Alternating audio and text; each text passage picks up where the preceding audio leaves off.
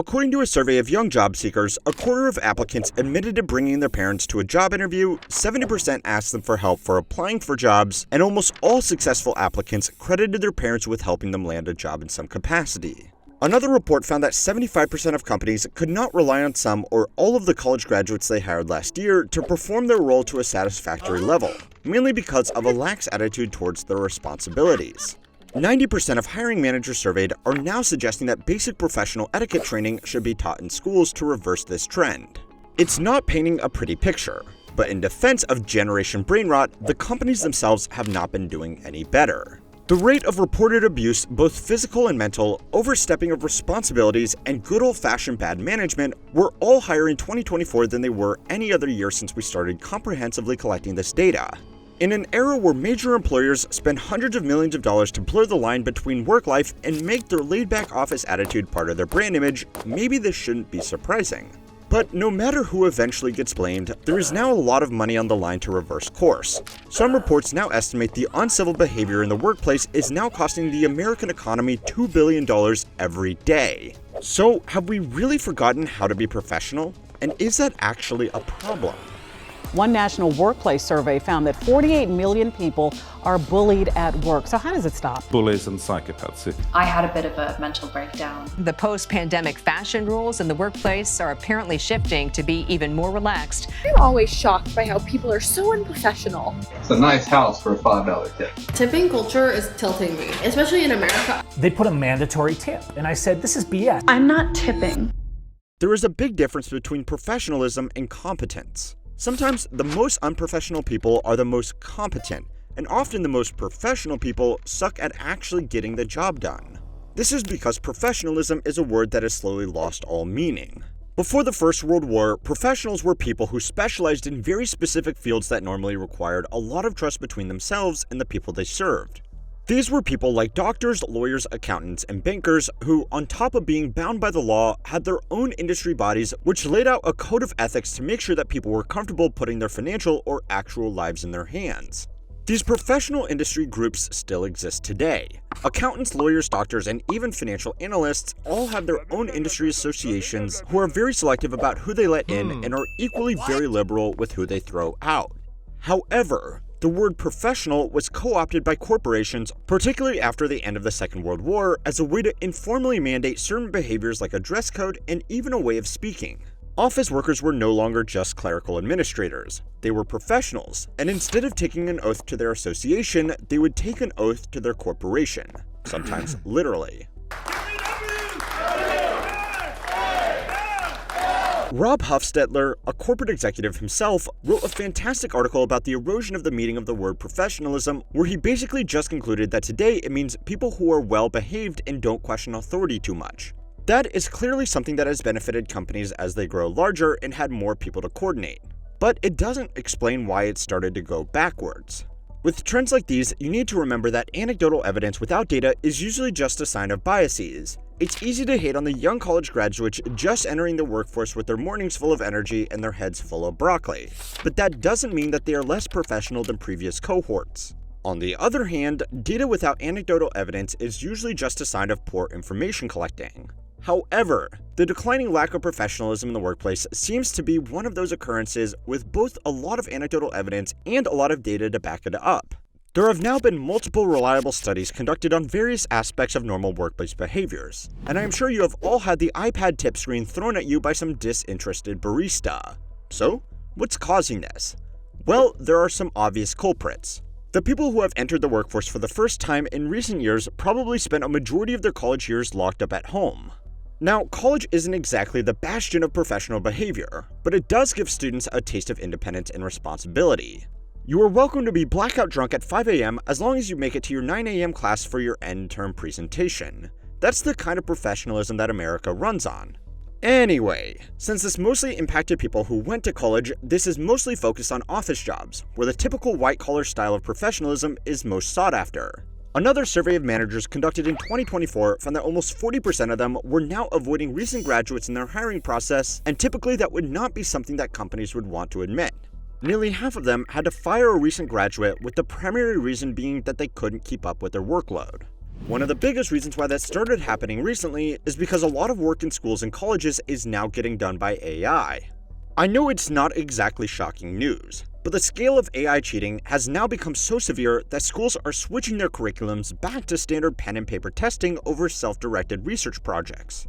Now, the actual problem this causes for graduates just entering the workplace is that for most entry-level office jobs, it's not as easy to use AI to get work done as it is for college assignments. If it was that easy, there's a pretty good chance that they wouldn't have a job in the first place.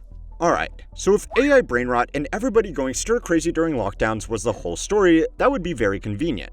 But there is a lot more going on here which, unfortunately, makes it a lot harder to blame it exclusively on the youth. So it's time to learn how many works to find out how we all forgot to be professional. This video is sponsored by Odoo.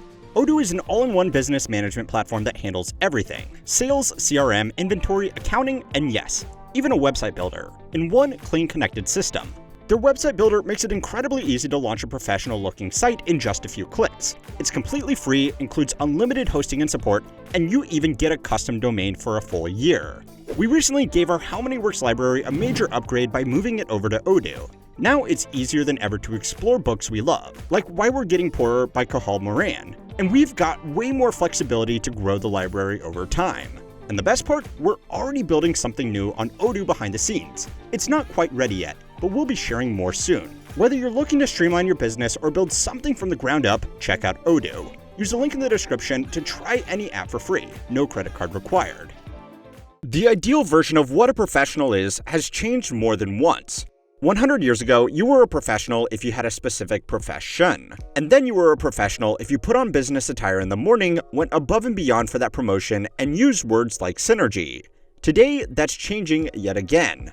After 2008, there was a public pushback against the men in suits running the world, which coincided with the growth of post-dot-com tech companies. In 2010, Apple became the most valuable company in the world. Facebook crossed 500 million users, and Google was consistently winning awards for being the best place to work. All of these companies embraced a counterculture image to some extent, which replaced office cubicles and suits with ping-pong tables and flip-flops. The idea was that making the office feel more like home, talented people would be happy to spend a little bit longer at work, resulting in more output. It also aligned well with the brand image that they wanted to project, that sometimes the most competent people were not the ones in suits and in corporate huddles. Now, this is sort of true. An overfocus on professional appearance has been found to statistically be a way for people to cover up for the fact that they really don't know what they are doing. A study by Columbia Business School found that corporate jargon was often used as a coping mechanism by people who weren't keeping up on office tasks, and another study found that the overuse of professional-sounding jargon correlated with poorer decision-making because nobody knew what they were actually talking about. Getting rid of the pomp and ceremony that surrounded the idea of professionalism sounded like a good idea, especially for technology companies who were changing the way that people did their jobs anyway. But fast forward another decade, and it's gone too far in the other direction. In certain businesses, there is now the not-so-subtle idea that the person wearing the sweatshirt and board shorts in the office must be the most competent person on the floor because they are ironically so unprofessional looking. You've almost inevitably seen or heard some variation of an anecdote like, in a room full of people with suits, the one man wearing jeans and a t-shirt is the most important. Now, I hate to burst that power fantasy bubble here, but in my experience, working on large corporate deals, including in San Francisco, this doesn't really happen all that often. Most successful business people know how to dress appropriately for a given occasion, but that hasn't stopped the idea from gaining popularity. The ultimate incarnation of this was someone like Sam Bankman-Fried, who was assumed to be a genius largely because of his unkempt, unprofessional demeanor. That's my quant. Your what? My quantitative. My math specialist. Look at him. You notice anything different about him? Look at his face. That's pretty racist. Look at his eyes.